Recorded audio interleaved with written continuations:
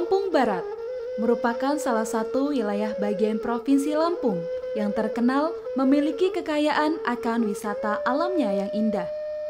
Tak hanya Taman Nasional Bukit Barisan Selatan, tetapi juga terdapat peninggalan purbakala berupa situs peninggalan zaman prasejarah yang banyak tersebar di Kabupaten Lampung Barat. Salah satunya adalah situs megalitik Batu Brak.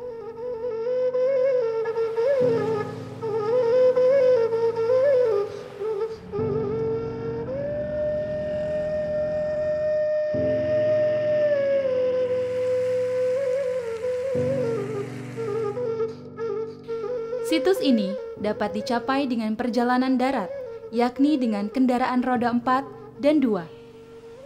Situs Purbakala Batu Brak secara administratif berada di Pekon Purajaya, Kecamatan Kebon Tebu, Kabupaten Lampung Barat, Provinsi Lampung.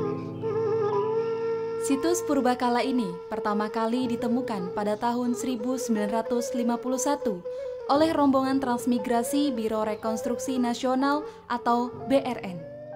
Selang beberapa tahun setelah ditemukan, pada tahun 1980, penelitian pertama dimulai oleh Profesor Dr. Haris Sukendar, seorang arkeolog dari Jakarta.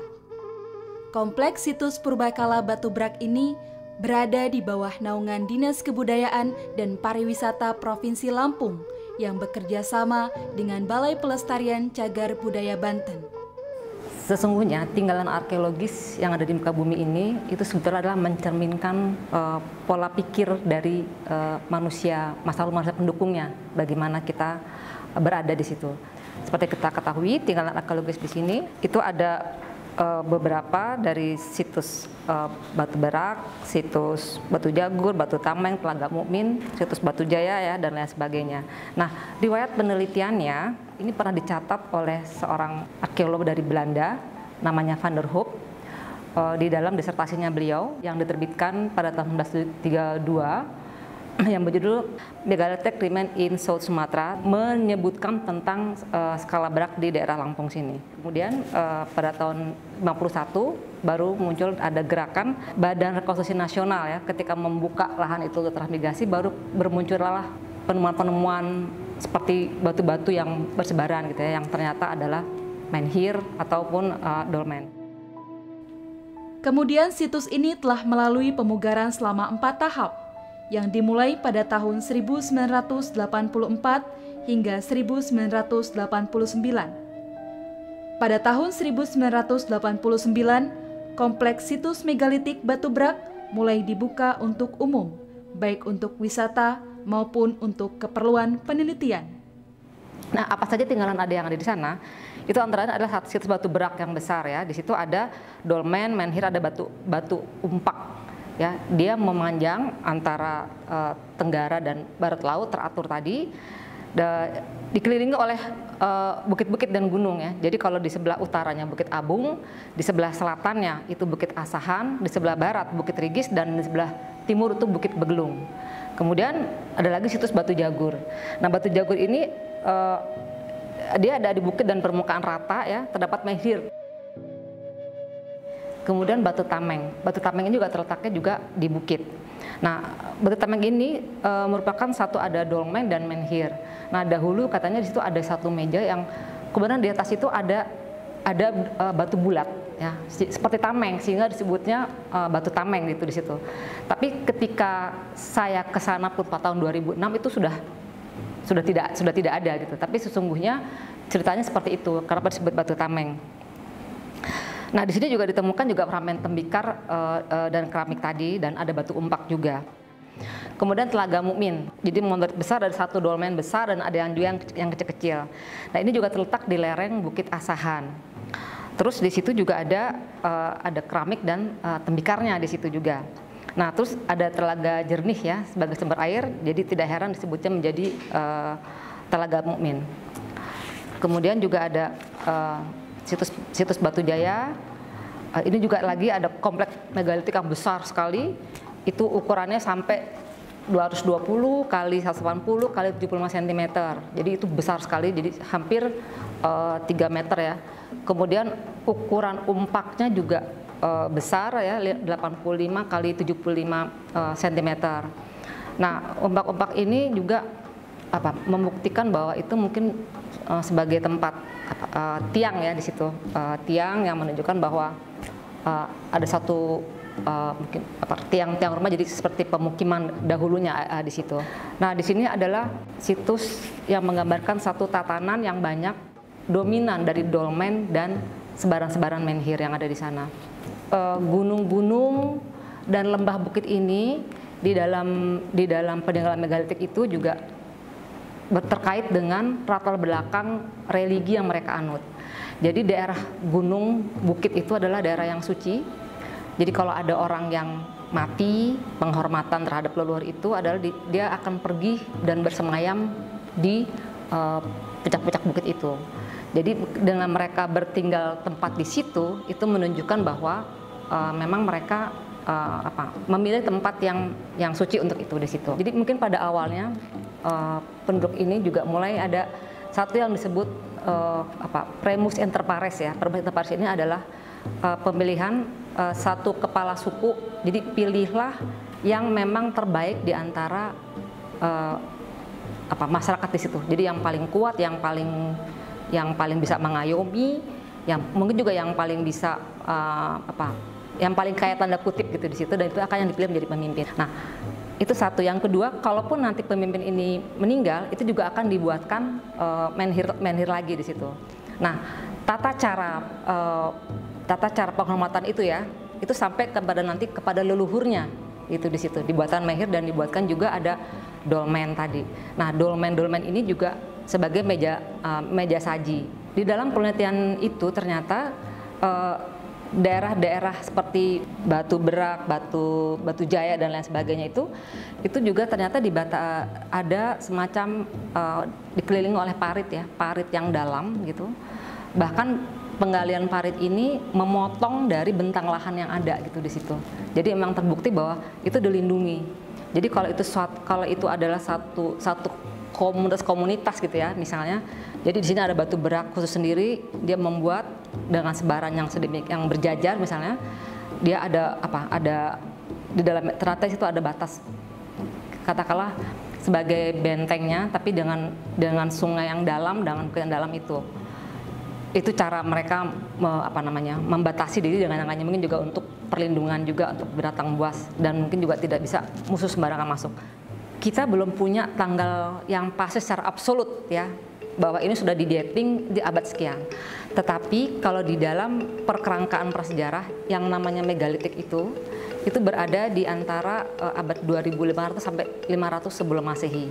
Di dalam perkerangkaan tadi yang disebut juga oleh peneliti Belanda dari von Heine-Gelderen juga menyatakan bahwa gelombang masuknya kebudayaan megalitik ini itu dibawa oleh orang-orang Austronesia. Nah, itu masuk ke sini, itu gelombang tuanya adalah dengan dia membangun satu bangunan tadi, bangunan yang namanya menhir dan dolmen. Nah, gelombang berikutnya lagi itu dia ditandai dengan pembuatan bilik-bilik batu dan peti batu. Nah, jadi apa fungsi dari tiang-tiang tadi itu adalah dia berfungsi sebagai pemujaan tadi ya, pemujaan untuk melakukan satu upacara. Ini upacara upacara kepada leluhurnya, terus upacara supaya hasil panennya banyak, kemudian supaya tidak terjadi bencana alam, kemudian juga supaya minta tanahnya subur sehingga hasil panennya bisa melimpah itu di situ. Di situ juga terbukti di beberapa tempat itu ada batu bergores. Batu bergores itu juga untuk mengasah benda tajam seperti tombak ataupun mata panah itu ya di situ untuk mengasah itu. Jadi ini sebelum melakukan perburuan misalnya, nah mereka melakukan upacara itu dulu di situ, setelah itu melakukan ritual itu.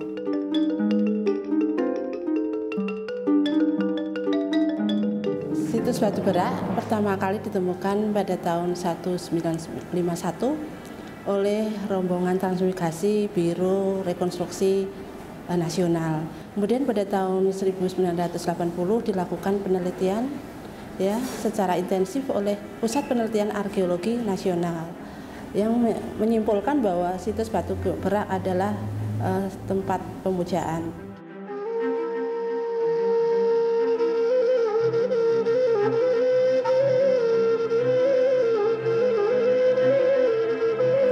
Kemudian pada tahun 1984 sampai dengan 1989 melalui 3 tahap dilakukan konsolidasi terhadap tinggalan-tinggalan yang ada di dalam situs Batu Berak. Kemudian pada tahun 2004 situs Batu Berak itu ditetapkan oleh Menteri Kebudayaan dan Pariwisata.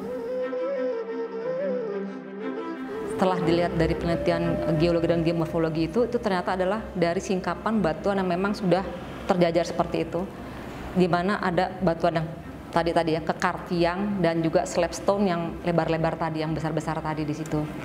Di situ mereka membangun dan mereka membuat berkreasi di situ. Kemudian mengapa mereka mendirikan situs di situ?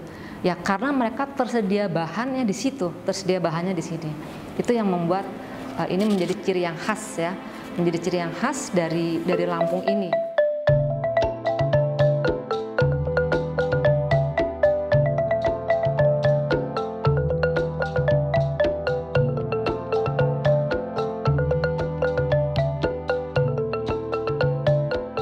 Balai Pelestarian Cagar Budaya juga melakukan pemeliharaan secara periodik, menempatkan 6 juru pelihara dan juga melakukan penataan kembali terhadap tinggalan-tinggalan yang ada di Batu Berak. Diharapkan bahwa dengan 6 juru pelihara ini di situs Batu Berak selalu terpelihara dan tertata dengan baik.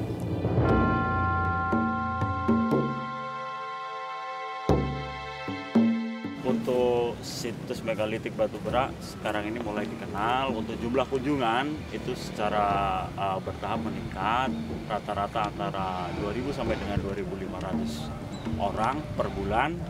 Kesan mereka cukup bagus, artinya mereka begitu kagum dengan apa yang ada di situs megalitik Batu Berak ini, baik itu jenis-jenis tinggalannya, lingkungannya yang begitu asri, terawat.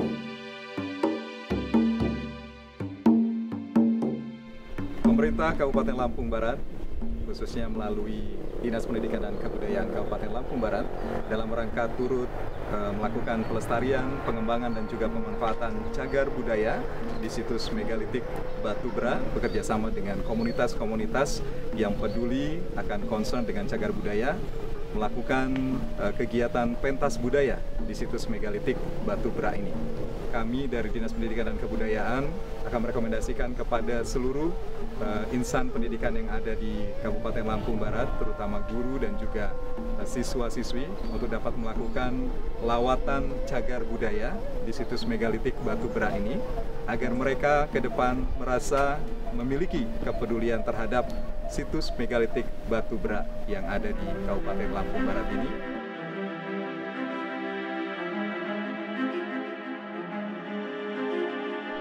Sebelum pembubaran itu memang ditemukan semua masyarakat dibikin kebun gitu. Nah, ketemukanlah peninggalan sejarah purbakala gitu. Nah, waktu itu ada penelitian dari Arkeologi Jawa Barat dari Bandung pada tahun 80 sampai 85, seperti Batu Tameng, Batu Jagur, Telaga Mukmin, Batu Jaya, dan Air Ringki.